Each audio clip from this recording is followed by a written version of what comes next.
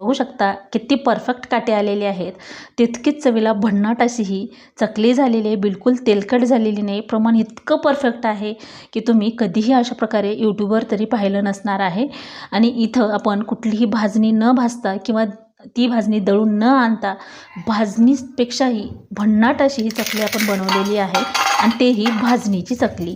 तर बघू शकता आवाज एकदम किती जरी उंचावून ही चकली बनवली तरीही तुटत नाही किंवा याचे तुकडे पडत नाहीत. आणि काढल्यानंतर बघू शकता दिसायला सुद्धा तितकीच सुंदर सुरेख आणि मस्त अशी दिसते सुद्धा आणि अजिबात तेलकट नाही. काढल्याबरोबर कोरडी चकली झालेली आहे. बघू शकता मध्ये पॅक करून ठेवायचे आहेत. तर अशा प्रकारे ठेवल्यानंतर ना येता जाता मुलंसुद्धा किंवा मोठेसुद्धा खाऊ शकतात. तर वाटणार नाही की ही चकली आपण घरी केली आहे. बराच येईन त्या गौरी गणपतीला अशा प्रकारे तुम्ही अगदी मोजक्या साहित्यात किंवा कमी प्रमाणात जरी बनवली तरी घरी करण्याचा आनंद हा वेगळाच असतो.